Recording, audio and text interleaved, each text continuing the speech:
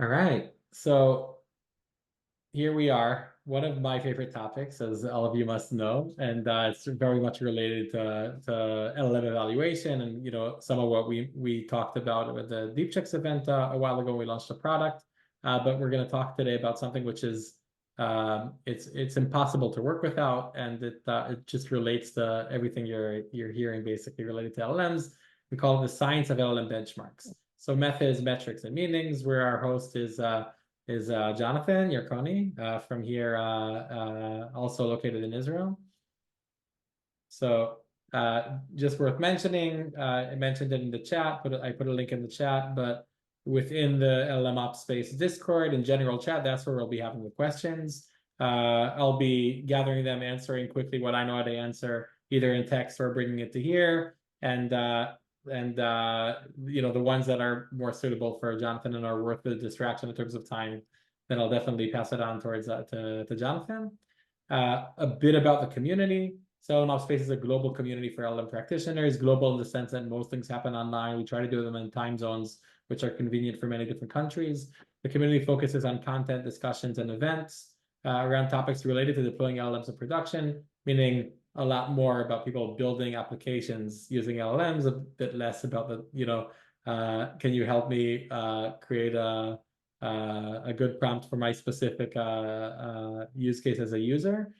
So it's been growing pretty nicely. We're already past 2,400 community members on Discord.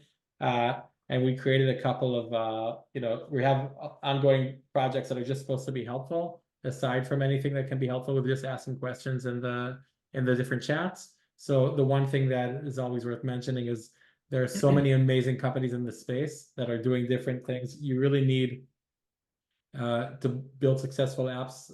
It's a lot. I don't know if you need. It's a lot easier when you're just relying on a combination of a lot of the tools and products that you're seeing here. A lot of the hosts come from these different types of companies, and sometimes we have, let's call it, an independent player like Jonathan here that I'm guessing works with different tools from here and sees the industry from different angles.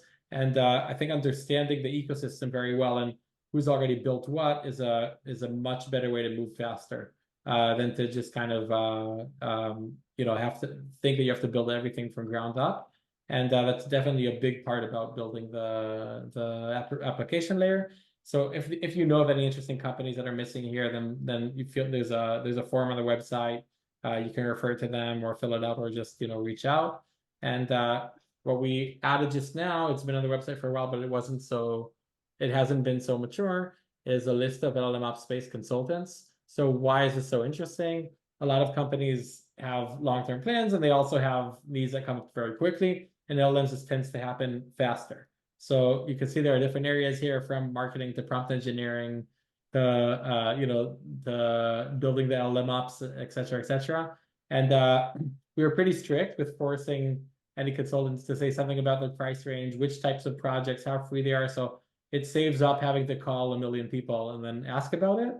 And just from the nature of the community, then these people are global. So you could potentially find someone that's right near you. You can see there's a location area in the Airtable, but it's also convenient to just work with someone from afar. And a lot of the engagements can be for something that's not like let's commit to each other for a 2-3 year type thing. So I think it's really cool, and waiting to hear feedback both from the consultants, and I hope more consultants sign up, and for companies that constantly are searching for consultants. And a lot of times I get personal requests for recommendations for consultants. So I think it's really fun to be able to send something more organized.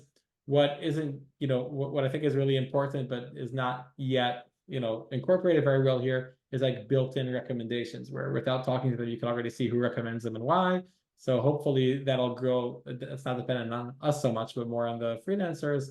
But I think that can definitely help kind of make decisions quickly in this space. In any case, you'll see at least Jonathan is an example of, I don't know if you would call yourself a consultant, definitely does some consultation work to help me. But there's, definitely Jonathan is, at least to some extent, within this category, together with his team. So let's talk a bit about the agenda, then about Jonathan, and then I'll hand it over. So the Gemini really beat GPT-4V.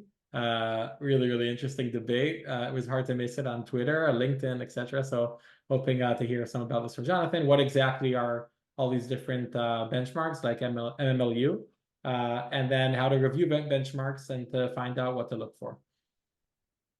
So a bit about the speaker. So we have Jonathan here that, I'm sure you can also read kind of what it says here with, his rich background first as in, first in R&D and then in solutions in the Google Cloud. But I can say at a personal level, I met Jonathan in a very interesting way. Jonathan was chosen by an investor to look into us when they were considering an investment. So we met him through the diligence, but we just clicked and stayed in touch ever since and had, I called Jonathan with a lot of questions I have, and it's really, really special for me, or was special for me, to have someone within Google Cloud that's supposed to be like, focused on very much at the application level, that I felt I could ask like depth type of questions in different fields. So that for me, that was really fun. And then, now that Jonathan,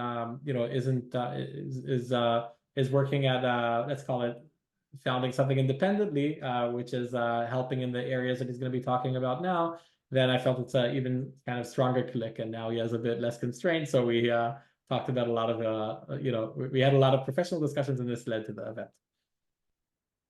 And just about myself. So I'm the moderator here at LLMOps.Space, but this is not what I do most of my time. Most of my time, I'm co-founder, CEO at DeepChecks. At DeepChecks, we're doing continuous validation of LLMs and AI. We just launched our product for LLM evaluation, which has a lot to do with what Jonathan's going to speak about today. The big idea is to try to say at the application level, is the app doing what it should or shouldn't be doing, auto annotations and calculation of properties and so forth. So a lot of the metrics that Jonathan's going to be touching are like almost at like a different level. There are some metrics which are just bottom line, did it do a good job or not? And then a lot of what we'll see today is a bit more about the nuanced approach to okay, per specific type of task. And if you had you could do a few shot learning with these parameters. So I'll let Jonathan elaborate about it, but you'll see there's a connection and also some differences. A bit about the next event. So the next event, we're going to have Harpreet from Desi. He has a large LinkedIn following, so I'm sure some of you know him at least, or even if you don't connect it now to the name, there's a high chance you'll notice at the event that you've seen him before. So he's going to talk about fine-tuning LLMs with Hugging Face SFT. So you see there, it's this month, so you don't have to wait that long. And if you or anyone you know are interested in speaking at future events, then you can use this link to apply, to add a request, and you can also find us on Discord. There is some sort of backlog, so just just setting expectations that it's not for sure that it'll work immediately, but there, depending on what are the next few topics and what the potential topic is, then it could potentially be moved up. And Jonathan, you're up.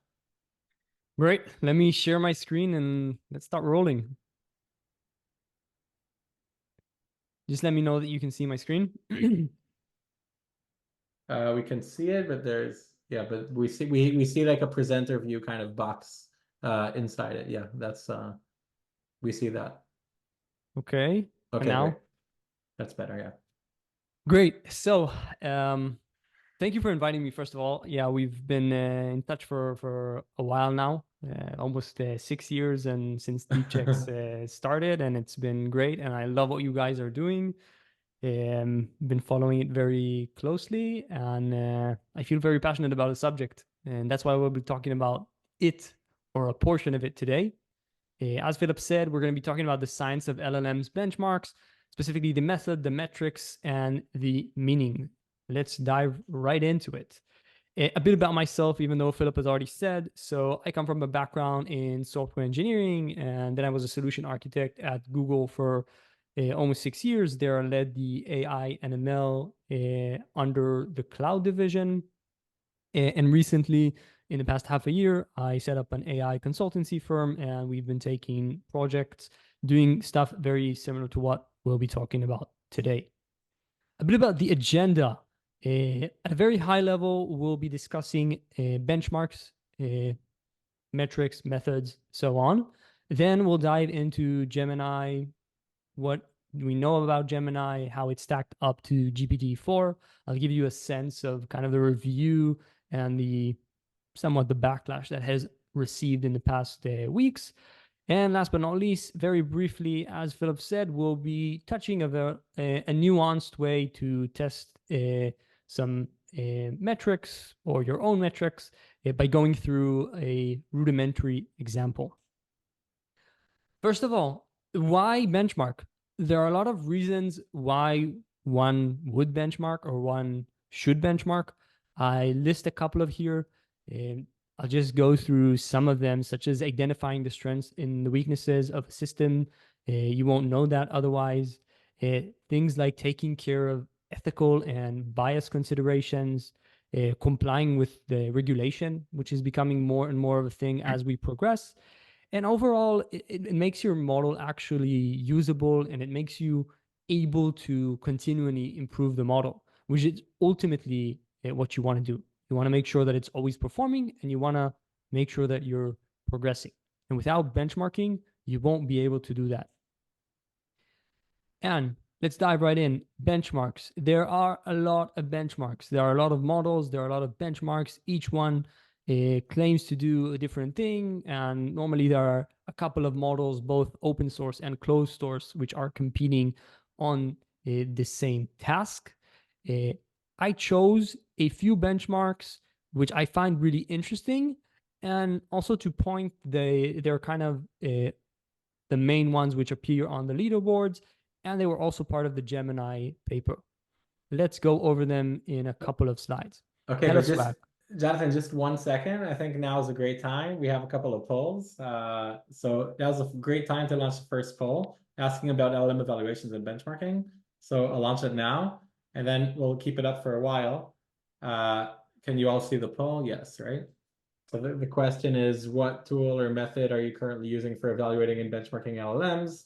The options are human evaluation. We built an internal tool for LLM evaluation, currently not evaluating, or a designated external tool for LLM evaluation. So that I'm can really mean, looking forward to see how many people are using human evaluation. well, yeah, I think it always makes sense at some point to have human evaluation. We can talk about that, but any solution that's 100% automated, then I'm not a big fan, but I'm sure that's going to come up sometime. No, you convinced me at some point, so I'm with you now. All right, so I think you can progress a bit, and maybe in a slide or two, we'll end the poll and share it. Okay, so benchmarks. Let's start from the top left. HellSwag. What's the point of it? HellSwag is meant to help us evaluate common sense. It is basically what translates into a very human-like feeling conversation. Models that perform better on HellSwag feel more intuitive as a conversation. Truthful QA. It is what it says. It means to evaluate truthfulness. We'll see in a moment exactly how. MMLU evaluates how well LLMs can multitask. In the past, they weren't really able to do anything. Then we had models which were able to specialize and do a specific task. And now we sort of jump to the next level. We have models that not only can talk very fluently and reason, they're able to perform different tasks, anywhere from write a poem to being able to operate machines, as you might have seen in the latest robotics papers, which are using LLMs. Next up, we have Drop. This one is focused on English reading comprehension. ARC evaluates how well a model can reason. MMMU is one of the recent ones which have been released in the last couple of months. And this one is focused around multimodality. Anybody who's been following the field knows that multimodality is very much a thing, heavily hyped and for good reason. And we're going to be seeing many, many more multimodal models in the near future. How do they do? What do they do? Or rather, what Okay, are wait. they? 1 second. I'm sure everyone's curious about the poll, so let's end it and share Let's it do for a that. second. So I'm sharing the results now. Let me know if you can see them. Wow. Yeah, so 47% here. I mean, yeah, there are it's just 61% participated, right? In general. So let's see who can calculate from the numbers that are exposed how many people are attending the event. At this given point, there's always a peak which is higher. So human evaluation is almost 50%. Currently not evaluating 38%, right? It looks like the numbers don't add up, right? It's probably multiple What choice. What do you think about the human evaluation? I mean, I already know the answer, but I think people are dying to know what you alluded to before. I mean, it's always hard to put everything you want within the survey, right? But I think if at least the approach that I'm a big believer in is to have some automation, just because you need to have scale and to have it over time, and something just take a crazy amount of time. I remember one of our researchers, he was working on he just did some labeling at the beginning for summarizing medical text. I can't remember if it was medical or legal. And he said, I was like, oh, you're still doing that? And he said, come try one. I think it took me more than 10 minutes, and I still wasn't sure about the answer. If like a summary is good of a long, and it's crazy. So human evaluation can always scale, but then having everything that's fully automated it's crazy, right? Because you're spending so many resources on the app, and you can have methodological problems with whatever automation you're doing, which is actually pretty common to have problems with it. So I think there's no way around a combination. Yeah, you convinced me. Okay. HellSwag. Let's talk about a bit what's behind each of these. We went about the purpose and what they're trying to measure. Now let's talk how they're comprised. As you can see at a first glance, they are very different. HellSwag has a data set of 70,000 sentences, and the aim is having the model complete the sentence. We'll see an example of each of these in a second. Truthful QA has a data set of 817 questions that span 38 categories. So, relatively speaking, there's high variance between the number of test cases. You can already see this 70,000, 800, 15,000, so on and so forth. MMLU 15,000 questions, which cover 57 tasks. Drop has 96,000 questions. ARC 40 million grade school science question. And MMU is a data set of 11,500 questions. Those of you who have noticed, I didn't actually mention the number of shots, but I do want to explain what. Each data set has each benchmark has the data set, but each of them are tested in a very specific way. One of the main components which highly affect how well a model will benchmark is the number of shots used. What are shots? When you're using a model and you're giving it a prompt, if you don't give an example of how to solve the question or what you're asking in the prompt, that is called a zero shot. If you ask a question and you also give it an example of how such a question might look and how to solve it, that is one shot. Two examples, two shot, and so on and so forth. And you can see that HellSwag uses 10. Truthful QA, it's actually obscured, but I think it's a 5 shot. MMLU 5 shot, ARC 25 shot. Where Drop and MMU actually are 0 shot. Now, this can vary because it really depends who is benchmarking. On Hugging Face, as we'll see in a moment, it might be one thing, and on another place, it might be a different thing. I wanted to give you a sense of the questions so you kind of have it in the back of your mind, and you can decide for yourself if it's actually measuring what it's intended to measure. Okay, I'll just go over them very briefly. And I love this slide, by the way, because everyone it's very common to just show the statistics, but this really helps. Do you love this slide because it was your suggestion that we put it, or because it's a good slide? I don't think it was. I think you had it. I think you had it. But, HellSwag. So, HellSwag is a sentence completion. I remind you, it's It's supposed to help us understand how well a model, how much common sense it has. So we'll have sentences which are cut off in the middle, and it will have a number of options to what a good completion might look like, and then it will benchmark all the completions against the golden data set or the data set itself. Truthful QA has known fallacies. Not a lot of them. It's kind of I don't remember the exact number from the previous slide, but I think it was 817 or so known fallacies. One such known fallacy is, where did fortune cookies originate? If you ask younger people, at least when I was younger, most people will say China. but it's not the truth. Actually, they were invented in the States, and it's kind of sees if the model uh, imitates known human fallacies or actually tries to adhere to to the to the facts. MMLU, just a question, an important source of information on the credit rating of retail businesses is, then you have a couple of different answers, A, B, C, D. Specifically here, the answer is B, drop. Here, the model needs to resolve ambiguity. Here's an example of such a thing. In 1517, the king sailed to Castile, there in the Flemish court, so on and so forth. In May 1518, Charles traveled into Barcelona in Aragon.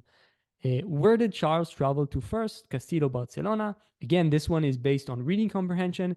And just if you're reading this and you're thinking about your chain of thought in your mind, you need to figure out that in 1517, the king sailed. The king is also Charles. And then there's also in 1518, Charles sailed to Barcelona. And you have to figure out that both of the times it was Charles that sailed and that 1517 occurred before 1518. So where did Charles travel first, Castilla or Barcelona? And the model needs to answer 1517. But just going through that chain of thought, it's not so trivial. I don't know to say exactly what grade you need to be in order to solve this well, but you get from the example. ARC, again, science questions. Here's an example. You can read it or see the slides later. MMMU is focused on multitasking. Sorry, not multitasking, multimodality around different subjects. I think there are 6 different topics in general. This is just the arts and design. Question, among the following harmonic intervals, which one is constructed incorrectly? I don't know if you know this, Philip, but I played the piano as an adult for almost 3 years. I do not know how to answer this question. And it's only of medium difficulty. So either I didn't get very far at playing the piano or it gets much harder. Great. Leaderboard. You don't have to go test these on your own. Yes, you have to know how they're built and what each one of those does because you're going to be using one of them most likely. And you need to figure out which one is the right one for you. If you're trying to have a model that really reasons well, you go to ARC. And if you want to have a model that feels very intuitive in conversation, you might want to look at HellSwag. You don't benchmark these on your own. Hugging Face does it, Helm does it, LMSys does it. They each do it in kind of a different way. Doing it on your own is very expensive. Hugging Face does it on all their idle GPU times, which are very expensive, and you can imagine setting it up on your own. Helm does it in a more holistic approach, worth checking out. LMSys, I think, is very interesting. It does kind of a similar to chess approach with an ELO rating, where you'll ask a question, you'll get 2 answers. It will be blinded, so you won't know which model gave you which answer, and then you kind of mark what answer is better in your opinion.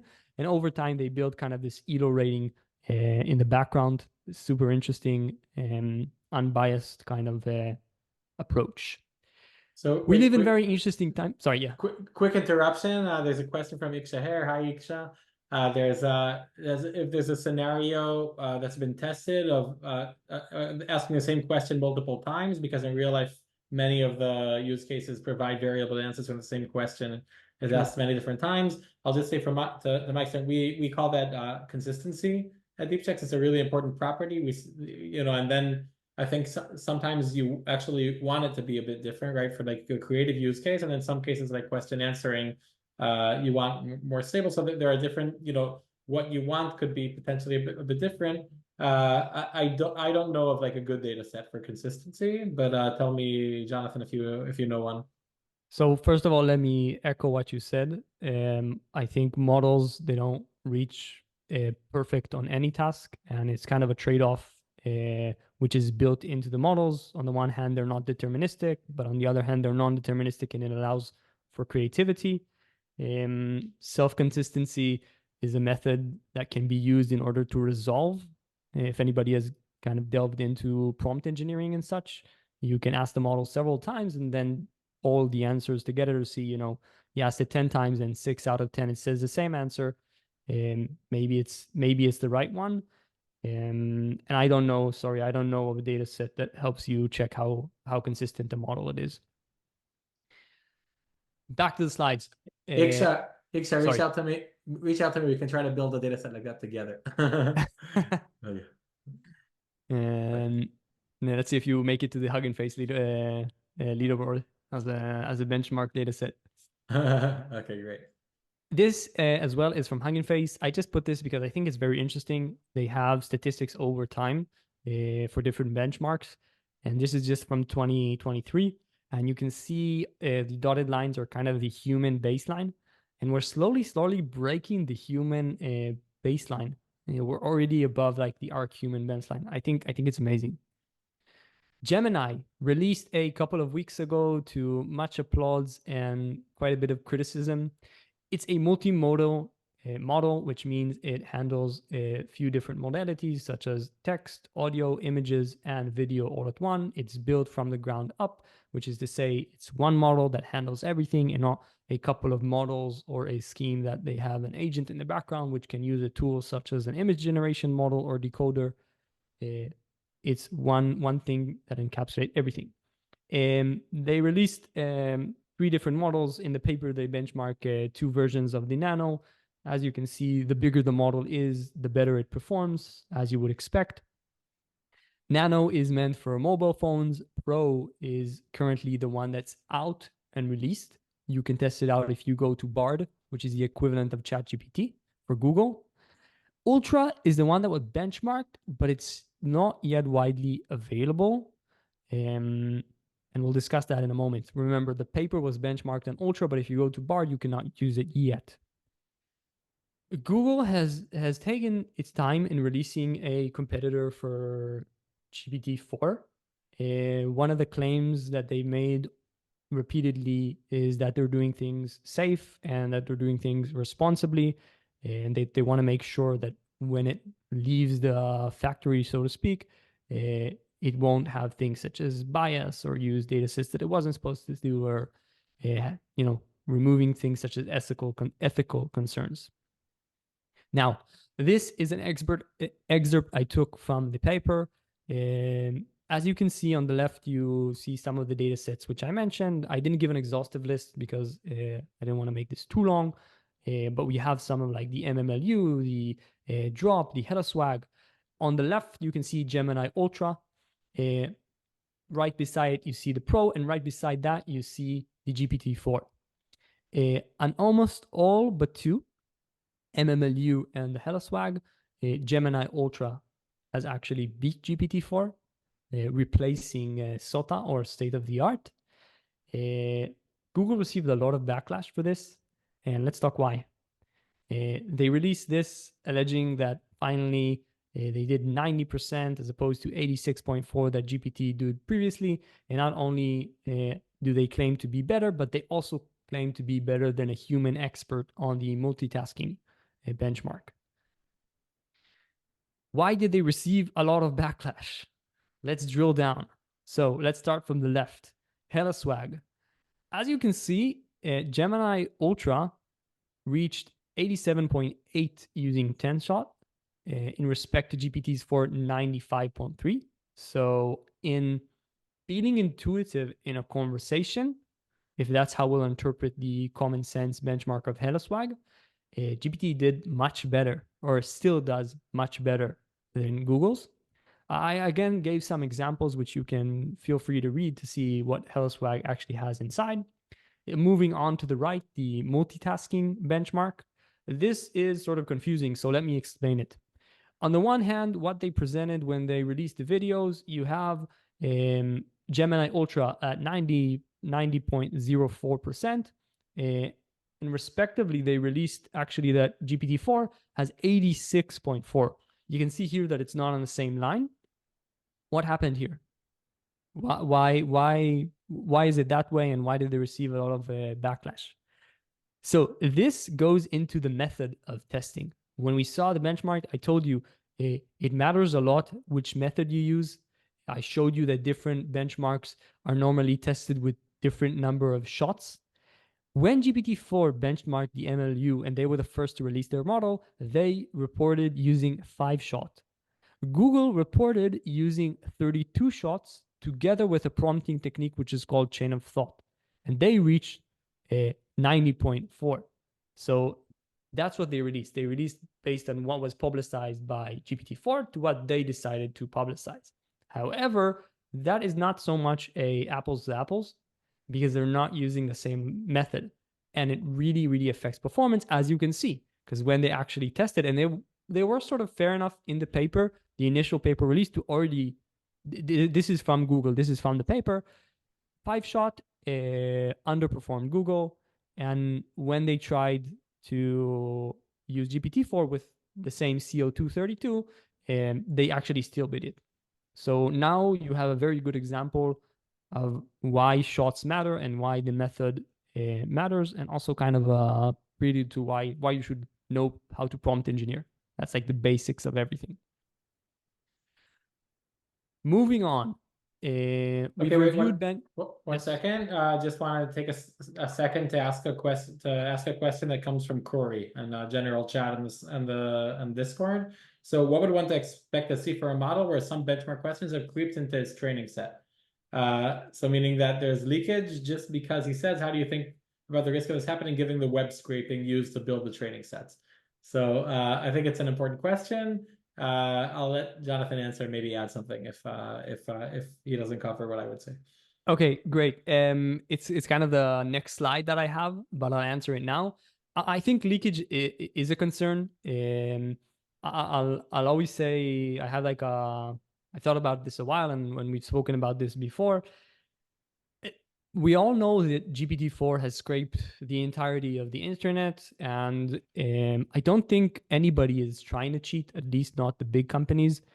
But still, just let's take the example of ARC. It has 14 million questions. And I didn't say this, but those questions were curated from science books from grade school up, I think, all the way to college. Now, even if they didn't take the data set, which they might have unintentionally scraped somewhere, it doesn't mean that, those books that the data set was created weren't in some way available. And even if that didn't happen, it doesn't mean that somebody didn't take something in those books and create very, very similar question, as is, I won't say, a common practice in educational material, but something that might happen. So leakage is always a concern. There's still, as far as I know, maybe Philip, elsewhere, there's no way to really test and promise that there isn't any leakage. It's a concern, to answer the question. Right. So I do want to add something to that. I think, when looking at leakage within like a Kaggle competition or something very, very specific, then I think it's really hard to ignore. For leakage, for like a very broad kind of AGI borderline type of model, my opinion is that there are like two different questions. One of them is a scientific question, right? Let's call it which method is better? What's the next research phase? Because if you know what the best performing model was, then that's the one you want to split off, and like for the architecture and so forth. So that's a scientific question. For that, I think the leakage does matter, right? Because you don't want like one model to have an unfair advantage over another one just because of the data, right? Because you're trying to learn some things about the architecture, methods, loss functions, anything that like helps kind of humanity learn more about this. The other one is for understanding kind of for an industry kind of point of view, what you want to do with it. For that, I mean, I don't want to say leakage is fine because it doesn't sound good. But to some extent, like if you could have a profit that can like predict which questions will be asked in the future, and then they like overfit for that, I'm fine with that. So if they, because they got extra data from, the internet and exactly my use case, if it works better, then even if, in some academic setting, I would kind of refuse to use it or whatever, from like just kind of getting my team's stuff done point of view, I would take it anyway. And I think that type of leakage is fine. And you really care about the bottom line for your use case. And, even if there's like an unfair advantage. Yeah, I agree. Cool. So, some of the challenges, and lo and behold, leakage is one of the top ones. I won't go over all of these extensively. I'll just choose randomly three. First of all, benchmarking is hard. It requires a lot of time and money and setting up Some of them are very hard to benchmark. That's why I recommend that you use the already available ones. Variability. The models change over time. There are new models always being released, claiming to be the new state of the art. This will keep happening in 2024. At some point, it will slow down. But even so, there are like other things. There were a lot of claims towards OpenAI that the model was switched in the background and it changed in performance. They later denied that in the OpenAI Dev Day. I still think that you should go into the practice of continually benchmarking your models, both the foundational model and your system at large. Leakage, a concern. And last but not least, chat syntax. These models vary a lot. Their data sets, how they were trained, the models, I'm not talking about the benchmarks, also vary a lot. And then from some very interesting articles showcasing how much variance in testing you can have just by changing very minute details. I think it was Anthropic that released that article. And we have, I mean, there's a lot more to be said of why you need a personal benchmark. I hope I kind of convinced you that you need to be continually benchmarking. And we've spoken quite a few times on like creating your own data set and a golden data set. Let's talk about a very rudimentary example of how you would go about creating that.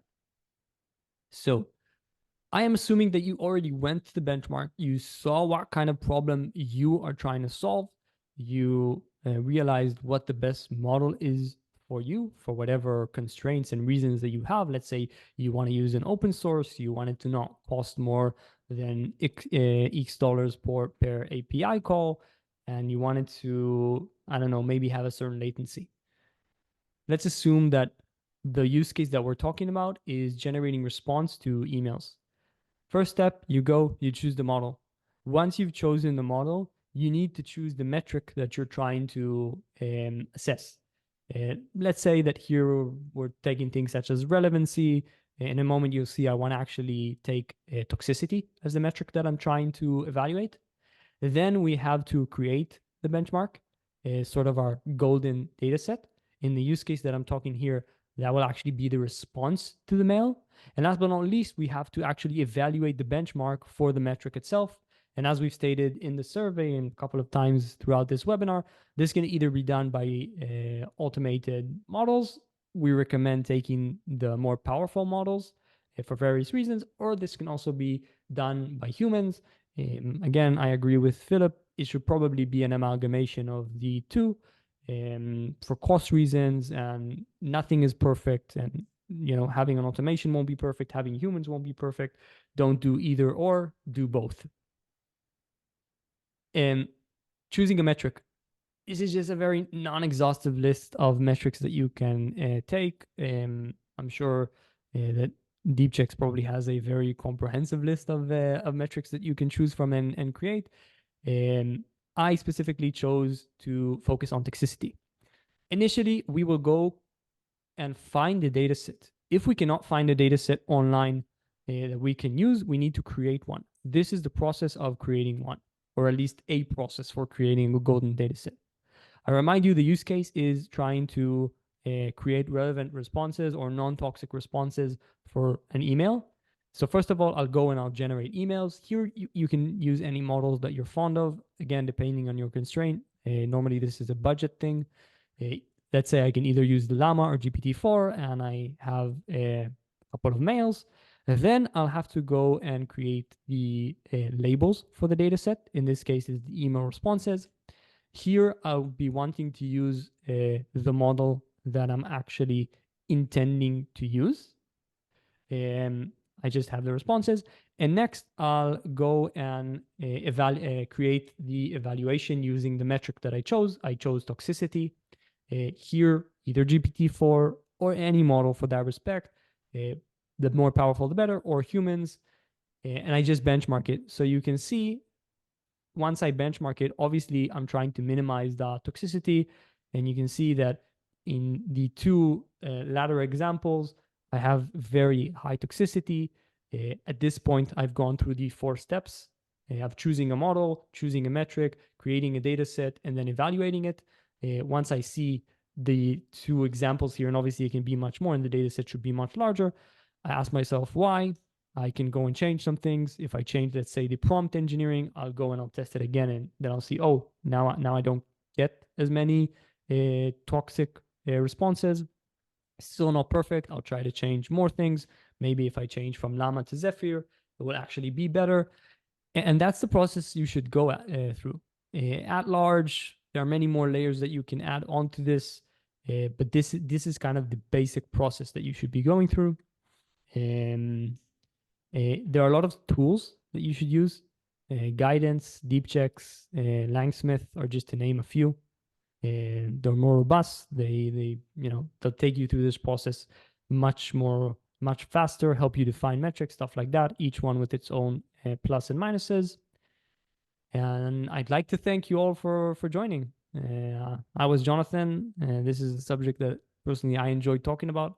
I believe Wait, anybody. wait, one Yeah, second. Before you run away, we have another survey. So let's take the next let's do that. this is the next survey, all right? And So we're not just running for away. By the way, we'll be on the Discord. And if anybody has like follow-up questions, feel free to ask them on the Discord in the general chat. I will be there. I assume Philip, you'll also be there to answer some questions. So we're not running away. right. And also, and I think we should take another another couple of questions that kind of happened before. So one question that was asked is, given the provided automated evaluation processes offered by I think it's Hugging Face, Helm, Nimsys, what are the opportunities for startups in the evaluation LLM space? So something that I kind of mentioned there, and I want to kind of talk about. So it's a very, very, very hard problem. I think anyone that dealt with it knows it. It sounds easy when you just say, why don't you just use LLM as a judge, or just take this and this type of paper, whatever. It's really hard. And then when you look with your eyes at what happened, then it turns out not to be good. What challenges are there? Creating a good golden set, automatic scoring, calculating these different type of properties like Jonathan kind of mentioned. Each one is like, if you want to look just at relevance, that's already like a very hard problem. So I think there are some of the larger platforms are doing this. There are some startups that are doing it. But at the end, it's pretty crazy the fact that you just don't really have a test set, right? Like in the past, there, in the classic machine learning, then there was a very clear test set that you could score on top of, and then you kind of knew how well you're doing. Basically, with the absence of a test set, right? Like almost by definition for generative, you can't have a test set. Then all these challenges come up, and I think building in-house is definitely an opportunity. It's a very expensive and takes a lot of time also to do it. It is an option. I think the startup ecosystem, I think, is it's a very good bite-sized problem for a startup, but you have to solve it one way or another. And if you're not doing it that way, then you can't really skip any of the steps that Jonathan talked about. Yeah, something else I just want to mention. I know we talked about the kind of two other things. We talked about the consultant area within the website now. So there are going to be a few people there. Just told Jonathan to also list their team and himself. They're signing up, but it would be amazing if we had this type of video from every consultant there that you could kind of see in advance what they look like. So at least now you have one that you know exactly what you get if you end up working with them. So you see his mail over here in case you're interested. And sorry, Jonathan, for marketing you. I know I didn't warn you about it, but I think it's a good opportunity. And it's, just reminding again, next event is with Deci AI at the end of January. So I put in a couple of times, I put in the LinkedIn link, and I really hope to see many of you there again. Let's just end the poll, show that, and kind of finish with that. So yeah, definitely less people in the previous poll, just because we did it probably the last slide. But you can see conceptualization and design is the most common phase. Then we have development and testing, and production, deployment, optimization, and scaling are pretty similar, which is very interesting, right? With 16% and 14%. So I think it's pretty cool. I do see more companies already at the optimization and scaling phase. I must say that I'm really surprised by the last two for better. Yeah, production and deployment is similar to, we did have this type of service survey in the past, but I think a few companies must have moved to like production and deployment phase, and then some of them, also moved over and kind of made an empty space by moving to optimization and scaling. could also just be sampling bias and, you know, a more advanced topic. Anyway, Jonathan, thank you so much for coming. It was great to have you. I love Thank you this for having me. topic. It was a pleasure. Yeah, I love this topic in general. And for any follow-ups, see you on Discord.